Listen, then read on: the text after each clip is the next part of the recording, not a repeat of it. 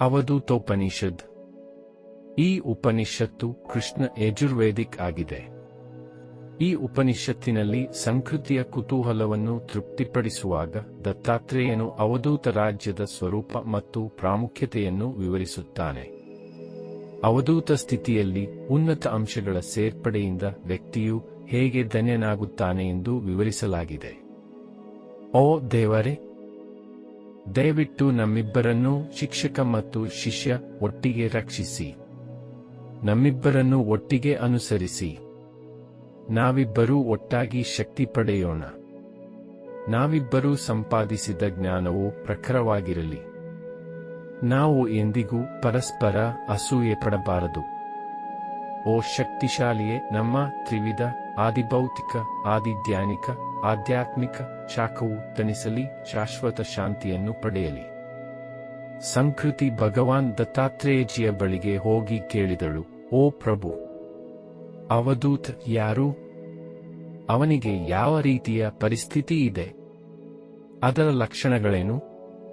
ಮತ್ತು ಅವನ ಲೌಕಿಕ ನಡವಳಿಕೆ ಹೇಗಿರುತ್ತದೆ? ಈ ಪ್ರಶ್ನೆಗಳನ್ನು ಕೇಳಿ ಪರಮದಯಾಮಯನಾದ ದತ್ತಾತ್ರೇಯಜಿಯು ಹೇಳಿದನು, ಅಕ್ಷರ ಅಂದರೆ ಅಕ್ಷಯವಾದ ಭಾವನೆಗಳಿಂದ ಕೂಡಿದ, ಆಯ್ಕೆ ಮಾಡುವ ಸಾಮರ್ಥ್ಯವಿರುವ, ಪ್ರಪಂಚದ ಬಂಧನಗಳಿಂದ ಮುಕ್ತವಾದ ಮತ್ತು ತತ್ವಮಸಿ ಇತ್ಯಾದಿಗಳ ಗುರಿಯ ತಿಳುವಳಿಕೆಯಿಂದ ತುಂಬಿದೆ. ಅವಧೂತ ಅಕ್ಷರ ಎಂದು ಕರೆಯುತ್ತಾರೆ.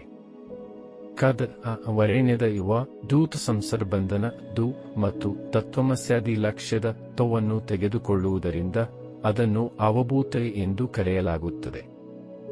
ಆಶ್ರಮ ಮತ್ತು ವರ್ಣ ವ್ಯವಸ್ಥೆಯನ್ನು ಮೀರಿದ ಮತ್ತು ಯಾವಾಗಲೂ ಆತ್ಮದಲ್ಲಿ ನೆಲೆಗೊಂಡಿರುವ ಯೋಗಿ ಮನುಷ್ಯ. ವರ್ಣಾಶ್ರಮವಿಲ್ಲದ ಆ ಯೋಗಿಯನ್ನು ಅವಧೂತ ಎಂದು ಕರೆಯಲಾಗುತ್ತದೆ. ಆ ಯೋಗಿಯ ಪ್ರೀತಿಯ ಬ್ರಹ್ಮ ತಲೆ, ಮೋದ ಬಲಗೈ ಮತ್ತು ಪ್ರಮೋದ ಎಡಗೈ ಮತ್ತು ಆನಂದ ಮಧ್ಯಮ ಆತ್ಮ. ಅವನ ಆತ್ಮದ ಸ್ಥಿತಿಯು ಹಸುವಿನ ಪಾದಗಳಂತಾಗುತ್ತದೆ. 4 ಪ್ರಿಯ, ಮೋದ, ಪ್ರಮೋದ ಮತ್ತು ಆನಂದ ರೂಪ. ಆ ತಲೆಯಲ್ಲಿ ಸಂತೋಷ, ಅರ್ಧದಲ್ಲಿ ಆನಂದ ಮತ್ತು ಮಧ್ಯದಲ್ಲಿ ಆನಂದ. ಬುದ್ಧಿಯನ್ನು ಇಡಬಾರದು. ಆತ್ಮವನ್ನು ನಂಬದಿದ್ದರೆ ಯಾರನ್ನು ನಂಬಬೇಕು? ಇದರ ಮೇಲೆ ಹೇಳಲಾಗುತ್ತದೆ, ಗೋವಲ್ ಹಸುವಿನ ಬಾಲ ಹಾಗೆ ದೊಡ್ಡದು ಬಾಲದ ಆಕಾರವನ್ನು ಹೊಂದಿದೆ. ಈ ಬಾಲದ ಆಕಾರದಲ್ಲಿ ತಿಳಿದಿರಬೇಕು. ಹೀಗೆ ಬ್ರಹ್ಮವನ್ನು ಚೆನ್ನಾಗಿ ತಿಳಿಯುವುದು. ಅವನು ಯೋಗಿ ಪುರುಷ ಪರಮಸ್ಥಿತಿಯನ್ನು ಪಡೆಯುತ್ತಾನೆ. ಅಮರತ್ವವನ್ನು ವಿವಿಧ ಕಾರ್ಯಗಳ ಮೂಲಕ ಅಥವಾ ಜನರ ಮೂಲಕ ಅಥವಾ ಸಂಪತ್ತಿನ ಮೂಲಕ ಸಾಧಿಸಲಾಗುವುದಿಲ್ಲ. ಒಂದೇ ಒಂದು ತ್ಯಾಗದಿಂದ ಮಾತ್ರ ಅಮರತ್ವವನ್ನು ಸಾಧಿಸಬಹುದು. ತನ್ನ ಇಷ್ಟದಂತೆ ನಡೆದುಕೊಳ್ಳುವುದೇ ವನಯೋಗಿಗಳ ಲೋಕ. ಅವರಲ್ಲಿ ಕೆಲವರು ಬಟ್ಟೆ ಧರಿಸುತ್ತಾರೆ ಮತ್ತು ಕೆಲವರು ಬಟ್ಟೆಯಿಲ್ಲದೆ ಉಳಿಯುತ್ತಾರೆ. ಆ ಯೋಗಿಗಳಿಗೆ ಧರ್ಮವೂ ಇಲ್ಲ, ಅಧರ್ಮವೂ ಇಲ್ಲ, ಪವಿತ್ರ ಅಥವಾ ಅಶುದ್ಧ ಯಾವುದೂ ಇಲ್ಲ. ಇಂದ್ರಿಯಗಳನ್ನು ನಿಯಂತ್ರಿಸುವ ರೂಪದಲ್ಲಿ ಅವರು ಯೋಗಿಗಳು ಯಾವಾಗಲೂ ಸಂಗ್ರಹದ ದೃಷ್ಟಿಯಿಂದ ಹೃದಯದಲ್ಲಿ ಆತ್ಮದ ಧ್ಯಾನದ ರೂಪದಲ್ಲಿ ಅಶ್ವಮೇಧ ಯಾಗವನ್ನು ಮಾಡುತ್ತಾರೆ. ಇದು ಅವರ ಮಹಾಯಜ್ಞ ಮತ್ತು ಮಹಾಯೋಗ. 7 ಒಳಗಿನ ದಿವ್ಯ ಪ್ರಜ್ಞೆಯಲ್ಲಿ ಹೊರಕ್ಕೆ ವ್ಯಕ್ತವಾದ ಶಕ್ತಿ ಧಾರೆಗಳನ್ನು ಒಪ್ಪಿಸಿ ಮುಳುಗಿಸುವುದು. ಇದನ್ನು ಆಂತರಿಕ ಅಶ್ವಮೇಧ ಎಂದು ಕರೆಯಲಾಗುತ್ತದೆ. ಇದನ್ನು ಮಹಾಯಜ್ಞ ಅಥವಾ ಮಹಾಯೋಗ ಎಂದು ಕರೆಯುತ್ತಾರೆ. ಈ ರೀತಿಯಾಗಿ ಆ ಯೋಗಿಗಳ ಸಂಪೂರ್ಣ ಪಾತ್ರವು ಆಶ್ಚರ್ಯದಿಂದ ತುಂಬಿದೆ. ಅವರ ಇಂತಹ ಚಿತ್ರಗಳು ಮತ್ತು ವಿಚಿತ್ರ ಕಾರ್ಯಗಳನ್ನು ಟೀಕಿಸಬಾರದು, ಏಕೆಂದರೆ ಇದು ಅವರ ಮಹಾವ್ರತವಾಗಿದೆ. ಅವರು ಅಜ್ಞಾನಿಗಳಂತೆ ಪಾಪ ಮತ್ತು ಪುಣ್ಯಗಳಲ್ಲಿ ತೊಡಗುವುದಿಲ್ಲ. ಅವರು ಯಾವಾಗಲೂ ತಮ್ಮ ಇಚ್ಛೆಯಂತೆ ಮುಕ್ತವಾಗಿ ತಿರುಗಾಡುತ್ತಾರೆ. ಹೇಗೆ ಸೂರ್ಯನು ಎಲ್ಲಾ ವಿಧದ ರಸಗಳನ್ನು ಹೀರಿಕೊಳ್ಳುತ್ತಾನೆ ಮತ್ತು ಬೆಂಕಿಯು ಎಲ್ಲವನ್ನೂ ಸೇವಿಸುತ್ತದೆ, ಅದೇ ರೀತಿಯಲ್ಲಿ ಯೋಗಿಯು ಇಂದ್ರಿಯ ಸುಖ ಇತ್ಯಾದಿಗಳನ್ನು ಅನುಭವಿಸುತ್ತಿದ್ದರೂ ಶುದ್ಧನಾಗಿರುವುದರಿಂದ ಪಾಪ ಮತ್ತು ಪುಣ್ಯ ಇತ್ಯಾದಿಗಳಲ್ಲಿ ಭಾಗಿಯಾಗುವುದಿಲ್ಲ. ಸ್ಥಿರವಾದ ಪ್ರತಿಶ್ವ ಸ್ಥಿತಿ ಇಂದ ನೀರು ಎಲ್ಲ ಕಡೆಯಿಂದ ತುಂಬಿದ್ದರೂ ಸಾಗರವನ್ನು ಹೇಗೆ ಪ್ರವೇಶಿಸುತ್ತದೆಯೋ ಅದೇ ರೀತಿಯಲ್ಲಿ ಯೋಗ ಪುರುಷನು ಎಲ್ಲ ಇಂದ್ರಿಯ ಸುಖಗಳ ಉಪಸ್ಥಿತಿಯಲ್ಲಿಯೂ ಸ್ಥಿರವಾಗಿ ಉಳಿಯುತ್ತಾನೆ ಮತ್ತು ಶಾಂತಿಯನ್ನು ಪಡೆಯುತ್ತಾನೆ. ವಿಷಯ ಭೋಗಗಳನ್ನು ಬಯಸುವ ಬಯಕೆಗಳಿಂದ ತುಂಬಿದ ವ್ಯಕ್ತಿಯು ಶಾಂತಿಯನ್ನು ಪಡೆಯುವುದಿಲ್ಲ. ಆದ್ದರಿಂದ ಸತ್ಯವೆಂದರೆ ಯಾರಿಗೂ ಯಾವುದೇ ವಿರಾಮವಿಲ್ಲ, ಯಾರಿಗೂ ಮೂಲವಿಲ್ಲ, ಯಾರೂ ಬಂಧಿತರಾಗಿಲ್ಲ, ಯಾರೂ ಅನ್ವೇಷಕರಿಲ್ಲ, ಯಾರೂ ಮುಮುಕ್ಷು ಅಂದರೆ ಮೋಕ್ಷವನ್ನು ಪಡೆಯುವವನು ಮತ್ತು ಯಾರೂ ಮುಕ್ತರಾಗಿಲ್ಲ. ಇದು ನೈಜ ಪರಿಸ್ಥಿತಿ. ಇಹಲೋಕ ಮತ್ತು ಮುಂದಿನ ಪ್ರಪಂಚದ ಕಾರ್ಯಗಳ ಸಾಧನೆಗಾಗಿ, ಯಾವುದೇ ಸಂದರ್ಭದಲ್ಲಿ ಮುಕ್ತಿಯ ಸಾಧನೆಗಾಗಿ ನಾನು ಮೊದಲು ಅನೇಕ ಕೆಲಸಗಳನ್ನು ಮಾಡುವುದು ಬಹಳ ಅಗತ್ಯವಾಗಿತ್ತು. ಆದರೆ ಈಗ ಇದೆಲ್ಲ ನಡೆದಿದೆ. ಈ ರೀತಿಯಾಗಿ ಆ ಅವಧೂತನು ಮುಖ್ಯವಾಗಿ ಪ್ರತಿಯೊಂದು ಯೋಗವನ್ನು ಸಂಶೋಧಿಸುತ್ತಾ ಅದರಲ್ಲಿ ಕೃತಜ್ಞತೆಯನ್ನು ಮಾಡುತ್ತಾ ತೃಪ್ತನಾಗುತ್ತಾನೆ. ಇದರ ನಂತರ ಅವರು ಧ್ಯಾನ ಮಾಡುವಾಗ ಹೇಳುತ್ತಾರೆ, ಅಜ್ಞಾನಿಗಳು ಪ್ರಪಂಚದ ಸಂಚಾರದಲ್ಲಿ ಸಿಕ್ಕಿಹಾಕಿಕೊಳ್ಳುತ್ತಾರೆ, ಪುತ್ರರನ್ನು ಹೊಂದುವ ಬಯಕೆಯಿಂದ ಅತ್ಯಂತ ದುಃಖಿತರಾಗುತ್ತಾರೆ. ಆದರೆ ನಾನು ಪರಮ ಸಂತೋಷದಿಂದ ತುಂಬಿದ್ದೇನೆ. ಹಾಗಾದರೆ ನಾನು ಯಾವ ಆಸೆಯಿಂದ ಮತ್ತೆ ಈ ಜಗತ್ತಿನಲ್ಲಿ ಸಿಕ್ಕಿಹಾಕಿಕೊಳ್ಳಲಿ? ಯಾರು ಮುಂದಿನ ಲೋಕಕ್ಕೆ ಹೋಗಬೇಕೆಂಬ ಇಚ್ಛೆಯುಳ್ಳವರು ಆ ಆಸೆಯಿಂದ ಕಾರ್ಯಗಳನ್ನು ಮಾಡಬಹುದು. ಆದರೆ ನಾನು ಎಲ್ಲಾ ಲೋಕಗಳ ಆತ್ಮ, ನಾನು ವಿಶ್ವವ್ಯಾಪಿಯಾಗಿದ್ದೇನೆ. ಆಗ ನಾನು ಯಾವುದೇ ಕೆಲಸವನ್ನು ಏಕೆ ಮಾಡಬೇಕು? ಇದನ್ನು ಮಾಡುವ ಹಕ್ಕನ್ನು ಹೊಂದಿರುವವರು ಧರ್ಮೋಪದೇಶವನ್ನು ನೀಡಬಹುದು ಅಥವಾ ವೇದಗಳನ್ನು ಬೋಧಿಸುವುದನ್ನು ಮುಂದುವರಿಸಬಹುದು. ಆದರೆ ಹಾಗೆ ಮಾಡಲು ನನಗೆ ಯಾವುದೇ ಹಕ್ಕಿಲ್ಲ, ಏಕೆಂದರೆ ನಾನು ನಿಷ್ಕ್ರಿಯ. ನನಗೆ ನಿದ್ರೆ, ಭಿಕ್ಷೆ, ಜ್ಞಾನ ಅಥವಾ ಶೌಚಾಲಯ ಇತ್ಯಾದಿಗಳ ಬಗ್ಗೆ ಯಾವುದೇ ಆಸೆ ಇಲ್ಲ. ದಾರ್ಶನಿಕರ ಮಟ್ಟದಲ್ಲಿ ಇರುವವರು ಇನ್ನೇನನ್ನೋ ಕಲ್ಪಿಸಿಕೊಳ್ಳಬಹುದು, ಆದರೆ ಬೇರೆಯವರನ್ನು ಕಲ್ಪಿಸಿಕೊಳ್ಳುವುದರಿಂದ ನನಗೆ ಯಾವುದೇ ಪ್ರಯೋಜನವಿಲ್ಲ. ಇತರ ಜನರು ಅದರ ಕೆಂಪಾಗಿರುವುದರಿಂದ ಗುಂಜ, ಚಿರ್ಮಿರಿ ಗೆ ಬೆಂಕಿಯನ್ನು ಪ್ರತಿಷ್ಠಾಪಿಸಬಹುದು, ಆದರೆ ಈ ಬೆಂಕಿಯಿಂದಾಗಿ ಗುಂಜಾದ ರಾಶಿಯು ಸುಡುವುದಿಲ್ಲ. ಆಮೇಲೆ ಮತ್ತೆ ನನ್ನಲ್ಲಿ ಲೌಕಿಕ ಧರ್ಮಗಳು ಅಳವಡಿಕೆಯಾಗಿಲ್ಲ, ಅದಕ್ಕೆ ನಾನು ಯಾರನ್ನೂ ಪೂಜಿಸುವುದಿಲ್ಲ. ಸಾರವನ್ನು ತಿಳಿಯದವರು ಏನು ಬೇಕಾದರೂ ಕೇಳಬಹುದು, ಆದರೆ ನಾನೇ ಅವಧೂತ. ಸಾರವನ್ನು ತಿಳಿದುಕೊಳ್ಳಲು ಸಮರ್ಥನಾಗಿದ್ದೇನೆ. ಹಾಗಾದರೆ ನಾನೇಕೆ ಕೇಳಬೇಕು? ಸಂದೇಹ ಇರುವವರು ಧ್ಯಾನ ಮಾಡಬೇಕು. ನನಗೆ ಯಾವುದೇ ರೀತಿಯ ಸಂದೇಹವಿಲ್ಲ, ಅದಕ್ಕಾಗಿಯೇ ನಾನು ಅವಧೂತ ಯೋಚಿಸುವುದಿಲ್ಲ. ವಿಪರ್ಯಾಸವನ್ನು ಅಂದರೆ ವಿರುದ್ಧವಾದ ಜ್ಞಾನವನ್ನು ಪಡೆದವನು ನಿಧಿಧ್ಯಾಸನವನ್ನು ಮಾಡಬಹುದು, ಆದರೆ ಅಲ್ಲಿ ಯಾವುದೇ ವ್ಯತಿರಿಕ್ತತೆ ಇಲ್ಲ, ಧ್ಯಾನದ ಅಗತ್ಯವಿಲ್ಲ.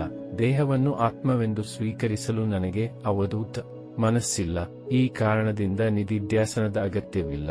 ನಾನು ಮನುಷ್ಯ. ಈ ರೀತಿಯ ನಡವಳಿಕೆಯು ವಿಪರ್ಯಾಸವಿಲ್ಲದೆ ವಿರುದ್ಧ ಜ್ಞಾನ ಸಂಭವಿಸುವುದಿಲ್ಲ. ಈ ವಿಪರ್ಯಾಸವು ಬಹುಕಾಲದಿಂದ ನಡೆದುಕೊಂಡು ಬಂದಿರುವ ಕಾಮದಿಂದ ಉಂಟಾಗುತ್ತದೆ. ವಿಧಿ ಕರ್ಮಗಳು ನಾಶವಾದಾಗ ಮಾತ್ರ ಈ ನಡವಳಿಕೆ ನಿಲ್ಲುತ್ತದೆ. ಆದರೆ ಪೂರ್ವನಿರ್ಧರಿತ ಕ್ರಿಯೆಗಳು ನಾಶವಾಗುವವರೆಗೆ ಈ ನಡವಳಿಕೆಯು ಅದರ ಬಗ್ಗೆ ಸಾವಿರಾರು ಬಾರಿ ಯೋಚಿಸಿದ ನಂತರವೂ ಕಡಿಮೆಯಾಗುವುದಿಲ್ಲ. ನೀವು ಪ್ರಾಯೋಗಿಕ ಕ್ರಿಯೆಗಳನ್ನು ಮಾಡಲು ಬಯಸಿದರೆ ನಂತರ ನಿಮ್ಮ ಇಚ್ಛೆಯಂತೆ ಧ್ಯಾನ ಮಾಡಿ. ಆದರೆ ನನ್ನ ದೃಷ್ಟಿಯಲ್ಲಿ ಕರ್ಮದಿಂದ ಯಾವುದೇ ಪ್ರಯೋಜನವಿಲ್ಲ. ಹಾಗಾದರೆ ನಾನೇಕೆ ಧ್ಯಾನ ಮಾಡಬೇಕು? ನಾನು ಗೊಂದಲದಿಂದ ಅಂದರೆ ಮನಸ್ಸಿನ ಅಸ್ಥಿರತೆಯಿಂದ ಬಳಲುತ್ತಿಲ್ಲ, ಆದ್ದರಿಂದ ನನಗೆ ಸಮಾಧಿ ಸ್ಥಿತಿಯ ಅಗತ್ಯವಿಲ್ಲ. ಈ ಮನಸ್ಸು ಅಸ್ತವ್ಯಸ್ತಗೊಂಡಾಗ ಮನಸ್ಸು ಅಸ್ಥಿರವಾಗುತ್ತದೆ ಮತ್ತು ಆಗ ಮಾತ್ರ ಸಮಾಧಿಯ ಅವಶ್ಯಕತೆ ಇರುತ್ತದೆ. ನಾನು ಯಾವಾಗಲೂ ಅನುಭವದ ರೂಪ. ಸಮಾಧಿಯಲ್ಲಿ ನಾನು ಬೇರೆ ಏನನ್ನು ಅನುಭವಿಸಬಹುದು. ನಾನು ಏನು ಮಾಡಬೇಕೋ ಅದನ್ನು ಮಾಡಿದ್ದೇನೆ ಮತ್ತು ನಾನು ಏನನ್ನು ಸಾಧಿಸಬೇಕೆಂದು ಬಯಸಿದ್ದೇನೋ ಅದನ್ನು ನಾನು ಯಾವಾಗಲೂ ಸಾಧಿಸುತ್ತೇನೆ. ಈ ಕಾರಣಕ್ಕಾಗಿ ನಾನು ಪ್ರಾಪಂಚಿಕವಾಗಿ, ಶಾಸ್ತ್ರೀಯವಾಗಿ ಅಥವಾ ಬೇರೆ ರೀತಿಯಲ್ಲಿ ಏಕೆ ವರ್ತಿಸಬೇಕು? ಹಾಗಾಗಿ ನಾನು ಮಾಡುವುದಿಲ್ಲ. ನಾನು ಯಾವುದಕ್ಕೂ ಅಂಟಿಕೊಂಡಿಲ್ಲ. ನಾನು ಸ್ವಾಭಾವಿಕವಾಗಿ ಏನಾಗುತ್ತದೆಯೋ ಅದರಲ್ಲಿ ತೊಡಗಿಸಿಕೊಳ್ಳುತ್ತೇನೆ. ಅಥವಾ ನಾನು ಕಾರ್ಯಗಳನ್ನು ಸಂಪೂರ್ಣ ಕೆಲಸ ಮಾಡುವವನಾಗಿದ್ದರೂ ಸಹ ನಾನು ಸಾಮಾನ್ಯ ಜನರಿಗೆ ದಯೆ ತೋರುವ ಬಯಕೆಯಿಂದ ಶಾಸ್ತ್ರಗಳನ್ನು ಅನುಸರಿಸಿದರೆ ಅದರಲ್ಲಿ ನನ್ನ ಹಾನಿ ಏನು? ದೇಹವು ದೇವರುಗಳನ್ನು ಪೂಜಿಸುವುದು, ಉಸಿರಾಟ, ಮಲವಿಸರ್ಜನೆ, ಬೋಧನೆ ಇತ್ಯಾದಿಗಳಲ್ಲಿ ತೊಡಗಿರಬಹುದು. ಧ್ವನಿಯು ಓಂ ರೂಪದಲ್ಲಿ ಪ್ರಣವವನ್ನು ಜಪಿಸುತ್ತಲೇ ಇದ್ದರೂ, ಉಪನಿಷತ್ತುಗಳನ್ನು ಪಠಿಸಿದರೂ, ಮನಸ್ಸು ಯಾವಾಗಲೂ ಭಗವಾನ್ ವಿಷ್ಣುವಿನ ಬಗ್ಗೆ ಯೋಚಿಸಿದರೂ ಅಥವಾ ಅದು ಬ್ರಹ್ಮದಲ್ಲಿ ಲೀನವಾಗಿದ್ದರೂ ಸಹ, ಆದರೆ ನಾನು ಸಾಕ್ಷಿ ಮಾತ್ರ, ನಾನು ಅವಧೂತ. ಇವುಗಳಲ್ಲಿ ಯಾವುದನ್ನು ಎಂದಿಗೂ ಮಾಡುವುದಿಲ್ಲ ಅಥವಾ ನಾನು ಅವುಗಳನ್ನು ಪೂರೈಸುವುದಿಲ್ಲ. ನಾನು ಅವಧೂತ ಸಾಧನೆಗಳಿಂದ ಸಂಪೂರ್ಣವಾಗಿ ತೃಪ್ತನಾಗಿದ್ದೇನೆ ಮತ್ತು ನಾನು ಸಾಧಿಸಲು ಬಯಸಿದ್ದನ್ನು ಸಾಧಿಸಿದ್ದೇನೆ. ಈ ರೀತಿಯಾಗಿ ನಾನು ನನ್ನ ಮನಸ್ಸಿನಲ್ಲಿ ಈ ತೃಪ್ತಿಯನ್ನು ನಂಬುವುದನ್ನು ಮುಂದುವರಿಸುತ್ತೇನೆ. ನಾನು ಧನ್ಯ, ಏಕೆಂದರೆ ನನ್ನ ಶಾಶ್ವತವಾದ ನಾಶವಾಗದ ಸಾರವನ್ನು ನಾನು ಅಂತರ್ಬೋಧೆಯಿಂದ ತಿಳಿದಿದ್ದೇನೆ. ನಾನು ಧನ್ಯನು, ಏಕೆಂದರೆ ಬ್ರಹ್ಮನ ಆನಂದವು ನನಗೆ ಸ್ಪಷ್ಟವಾಗಿ ಬೆಳಕನ್ನು ಒದಗಿಸುತ್ತದೆ. ನಾನು ಧನ್ಯನು, ಏಕೆಂದರೆ ನಾನು ಇನ್ನು ಮುಂದೆ ಈ ನಾಶವಾಗುವ ಪ್ರಪಂಚದ ದುಃಖವನ್ನು ನೋಡುವುದಿಲ್ಲ. ನಾನು ಧನ್ಯನು, ಏಕೆಂದರೆ ನನ್ನ ಅಜ್ಞಾನವು ಬಹಳ ಹಿಂದೆಯೇ ನಾಶವಾಗಿದೆ. ನಾನು ಆಶೀರ್ವದಿಸಿದ್ದೇನೆ, ಏಕೆಂದರೆ ನನಗೆ ಈಗ ಮಾಡಲು ಏನೂ ಉಳಿದಿಲ್ಲ. ನಾನು ಧನ್ಯನು, ಏಕೆಂದರೆ ನಾನು ಏನನ್ನು ಸಾಧಿಸಬೇಕೋ ಅದನ್ನು ಇಲ್ಲಿಯೇ ಸಾಧಿಸಿದ್ದೇನೆ. ನಾನು ಆಶೀರ್ವದಿಸಲ್ಪಟ್ಟಿದ್ದೇನೆ, ಏಕೆಂದರೆ ಈ ಜಗತ್ತಿನಲ್ಲಿ ನನ್ನ ಸಂತೋಷದ ಹೋಲಿಕೆಯಿಲ್ಲ, ಅಂದರೆ ಯಾವುದೂ ಇಲ್ಲ. ನಾನು ಆಶೀರ್ವದಿಸಿದ್ದೇನೆ, ನಾನು ಮತ್ತೆ ಆಶೀರ್ವದಿಸಿದ್ದೇನೆ. ಓ ಪುಣ್ಯ, ಈ ಸದ್ಗುಣದ ಯಶಸ್ಸು ಬಲವಾಗಿ ಫಲ ನೀಡಿದೆ. ನಾವೆಲ್ಲರೂ ಧನ್ಯರು. ಓ ಜ್ಞಾನ, ಓ ಸಂತೋಷ, ಓ ಧರ್ಮಗ್ರಂಥಗಳೇ, ಹೇ ಧರ್ಮಗ್ರಂಥಗಳು, ಹೇ ಗುರು, ವಾಸ್ತವದಲ್ಲಿ ಪ್ರತಿಯೊಬ್ಬರೂ ಯಶಸ್ವಿಯಾಗಿದ್ದಕ್ಕಾಗಿ ಧನ್ಯವಾದಗಳಿಗೆ ಅರ್ಹರು. ಈ ರೀತಿಯಾಗಿ ಈ ಉಪನಿಷತ್ತನ್ನು ಯಾರು ಪಠಿಸುತ್ತಾರೋ ಅದು ಪುಣ್ಯ ಕಾರ್ಯವಾಗುತ್ತದೆ. ಮದ್ಯಪಾನ ಮಾಡುವ, ಚಿನ್ನವನ್ನು ಕದಿಯುವ, ಆತ್ಮಹತ್ಯೆ ಮಾಡಿಕೊಳ್ಳುವ ಅಥವಾ ಅನಾಚಾರದ ಅಂದರೆ ಕ್ರಿಯೆ ಅಥವಾ ಕಾರ್ಯವಲ್ಲದ ಕಾರ್ಯಗಳನ್ನು ಮಾಡುವ ವ್ಯಕ್ತಿಯು ಅದನ್ನು ಉತ್ಸಾಹದಿಂದ ಪಠಿಸುವುದರಿಂದ ಉತ್ಕೃಷ್ಟ ಸ್ವಭಾವವನ್ನು ಹೊಂದಿರುವ ಶುದ್ಧನಾಗುತ್ತಾನೆ. ಅದನ್ನು ಪಠಿಸುವುದರಿಂದಲೇ ಮನುಷ್ಯ ಶುದ್ಧನಾಗುತ್ತಾನೆ. ಅಂತಹ ಜ್ಞಾನವನ್ನು ಪಡೆದ ನಂತರ ಮನುಷ್ಯನು ತನ್ನ ಇಚ್ಛೆಯಂತೆ ಸ್ವಯಂ ಪ್ರೇರಣೆಯಿಂದ ಶ್ರೇಷ್ಠತೆ ಮತ್ತು ಶುದ್ಧತೆಯ ಕಡೆಗೆ ಚಲಿಸಲು ಪ್ರಾರಂಭಿಸುತ್ತಾನೆ. ಓಂ ಬ್ರಹ್ಮ ಒಂದೇ ಸತ್ಯ. ಇದು ಉಪನಿಷತ್ತು. ಇತ್ತದು ಅವಧೂತೋಪನಿಷತ್ ಸಮಾಪ್ತಿ.